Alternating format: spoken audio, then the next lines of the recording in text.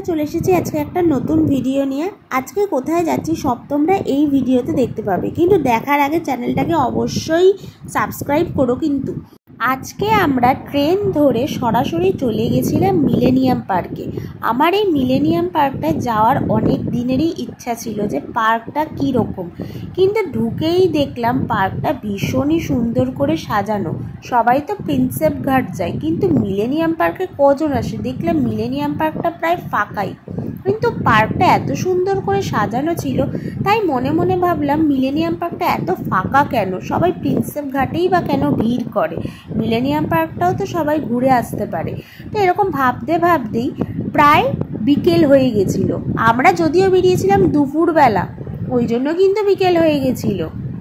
শুধু কিন্তু আজকে আমরা মিলেনিয়াম পার্ক ঘুরতে আসিনি, আজকে আমাদের উদ্দেশ্য ছিল রিভার হেরিটেজ ক্রুজ করে গঙ্গা ভ্রমণ করার।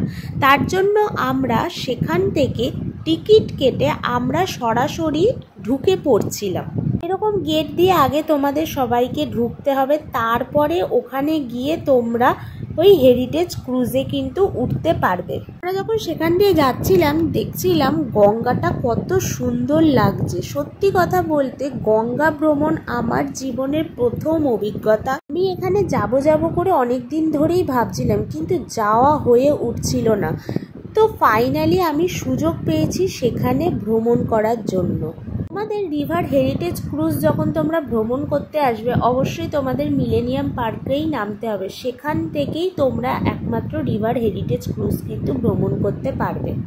আমরা দেখো ধীরে ধীরে আমরা এগোচ্ছি, মনে হচ্ছে যেন আমরা ফেরিঘাটে যাচ্ছি। সত্যি কথা বলতে যেন মনে হচ্ছে ফেরিঘাটে যাচ্ছি, ওপারে যাব, কিন্তু একদমই না। ওই যে আমাদের ক্রুজ দাঁড়িয়ে আছে, দেখতেই পাচ্ছ। টিকিটটা কাটার পর সামনে গিয়ে আমাদের টিকিট চেক করতে হয়েছে, তারপরেই কিন্তু আমরা ওই ক্রুজে এন্টার করতে পেরেছি। টিকিটটা দেখানোর পরে আমরা ওই ক্রুজে যখন উঠলাম, উঠে দেখলাম এত সুন্দর করে সাজানো ক্রুজটা, সত্যি ভীষণ সুন্দর লাগছিল। আর আমাদের ট্রিপটা ছিল বিকেল 5টা থেকে, যেহেতু আমরা শনিবার গেছিলাম। অবশ্যই তোমাদের বলে রাখি, শনি রোববার কিন্তু বিকেল 5টা থেকে একটা ট্রিপ হয় 1.5 ঘন্টা, আবার আর একটা ট্রিপ হয় সেটা 6:45 থেকে, আর সোম থেকে শুক্রবার অবধি বিকেল 6টা থেকে কিন্তু একটা ট্রিপ থাকে। ক্রুজে একটা ওপরতলার পোর্শন আছে, একটা নিচতলার পোর্শন আছে। ওপরতলার পোর্শনটা দেখতেই পাচ্ছ, সব অর্কেস্ট্রার পার্টি এসে গেছে, সেখানে গান বাজনা হবে, হই হুল্লোড় হবে, খাওয়া দাওয়া হবে। আর নিচের পোর্শনটা তুমি এমনি বসে গঙ্গা ভ্রমণের অভিজ্ঞতা অর্জন করতে পারছো।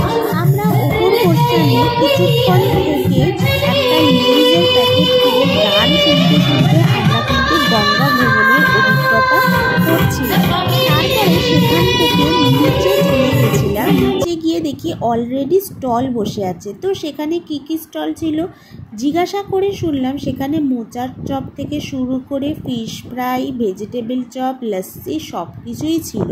তারপরে ধীরে ধীরে অন্ধকার হয়ে আসছিল। এখানে যে ভিডিওটা দেখতে পাচ্ছ, এটা একদম নিচের পোর্শনে দাঁড়িয়ে কিন্তু আমরা এই ভিডিওটা করেছি, কেননা ওপর পোর্শনে কিন্তু জায়গা ছিল না। সত্যি কথা বলতে ভীষণই সুন্দর লাগছিল। আর এটা হলো রাতের হাওড়া ব্রিজ, কতটা সুন্দর দেখতে লাগছে তাই না? দেখে যেন মনটা খুব জুড়িয়ে গেল। তখন ক্রুজে বসে সামনে থেকে হাওড়া ব্রিজ দেখার অভিজ্ঞতাটা যেন অসাধারণ ছিল। সত্যি কথা বলতে মনে হচ্ছে যেন চোখের সামনে কি সুন্দর একটা হাওড়া ব্রিজ দেখছি। এত সুন্দর লাইটিং জলের মধ্যে যখন পড়ছে, খুবই যেন সুন্দর লাগছিল দেখতে, চোখ যেন ফেরাতেই পারছিলাম না। আমি বলবো এই অভিজ্ঞতা অর্জন করতে তোমরা নিশ্চয়ই একদিন সময় করে হোক তোমরা কিন্তু ঘুরে আসবে। সত্যি কথা বলতে ভীষণই সুন্দর লাগবে। যেরকম তোমরা সূর্যাস্ত দেখতে পাবে, সেরকমই রাতের হাওড়া ব্রিজ দেখবে, চারিদিকে গঙ্গার ধারে লাইটিং দেখতে পাবে।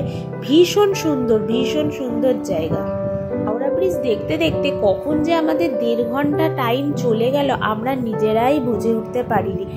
এখন 6:30 বেজে গেছে, আমাদের এখন নেমে যাওয়ার পালা। তো দেখা হচ্ছে নেক্সট ভিডিওতে। সত্যি কথা বলতে আমাদের মনে হচ্ছিল আরও থাকি, কিন্তু থেকে আর লাভ নেই, সময় তো শেষ হয়ে গেছে, তাই না?